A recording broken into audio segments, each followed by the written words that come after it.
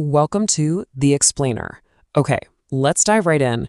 We're gonna look at a side of Britain that honestly, most travelers just walk right past without ever even knowing it's there.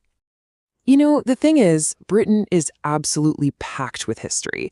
But what usually happens is that visitors stick to the same handful of famous spots, standing in the same queues for the same dozen locations.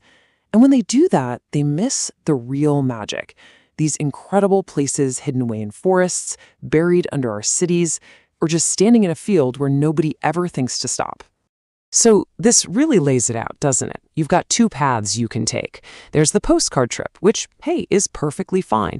But then there's the explorer's path. That's the one filled with real discovery, where you find a secret that feels like it's yours and yours alone. And today, yep, we are definitely taking that second path.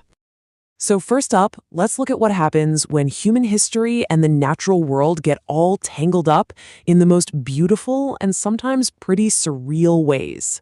Well, sometimes instead of getting torn down or rebuilt, they turn into something even more special. Our first example is just a perfect case of this, a place called St. Dunstan's in the East. What's so amazing about this spot is the contrast. You've got these beautiful old Gothic arches just draped in vines and climbing fig trees, and right above them you see these modern glass skyscrapers. It creates this little bubble of peace, a secret garden right in one of the busiest financial districts on the entire planet. And if we head north, you see this same idea on a much, much grander scale. Fountains Abbey used to be an absolute powerhouse, one of the wealthiest monasteries in England. After it was dissolved, it was just left to ruin. But what a ruin it is. The sheer size of it, especially that incredible 300-foot-long hall, just gives you this powerful sense of medieval ambition. It's staggering. Okay, so we've seen nature reclaiming history. Now, let's look at landscapes that were created from pure, and I mean pure, eccentric fantasy. This place is wonderfully bizarre. It was created back in the 18th century, and it's basically this wild collection of cliffs, grottos, and strange little buildings, all designed for one reason: to entertain people. But there's one feature that stands out as being particularly weird, even for its time. You heard that right, a paid professional hermit. And it wasn't a one-off thing.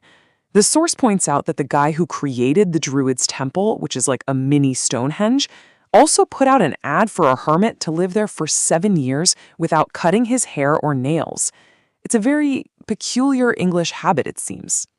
From those man-made curiosities, let's now turn to natural places. Places so dramatic, so otherworldly, that they've been inspiring legends for centuries, all on their own. So this isn't a building at all, it's a huge crack in the earth. The source says that as you walk down into it, the temperature just drops, and the light turns green from all the moss. You can totally see why it got linked to myths and was used as a secret meeting spot. It really does feel like you're stepping into another world. Think about that number for a second. That's the mind-boggling amount of geological history you can literally see in the cliffs of the Jurassic Coast. It is England's only natural World Heritage Site, and it's like a history book where the pages are made of rock, telling the story of our planet. And here's another one for you. 5,000 years. That's how old the Callanish standing stones are up in Scotland. That makes them older than Stonehenge. But unlike Stonehenge, you can walk right up to these megaliths, you can touch them, and just experience their ancient power up close, with this incredible backdrop of mountains and sea locks. So what's the big takeaway here? It's that the real journey is in the act of looking itself. These few places are just the beginning, right? They're just a little inspiration to get you started on your own exploration. The source really stresses this point. Every single county has its own hidden abbey, its own secret beach, or forgotten folly just waiting for you to find it. The more you look, the more you realize is out there. And this right here is the key. The real prize isn't just seeing the place, it's the feeling of discovery. Every ruin you stumble on, every beach you find at the end of some muddy path, that becomes a memory that belongs to you. And in a world where everything is shared instantly, That is a rare and pretty precious thing. So ultimately, the message is simple. Get off the main road, put on some walking boots, and just go find out for yourself. So the only question left is, what hidden wonder will you discover next? Thanks for joining this explainer.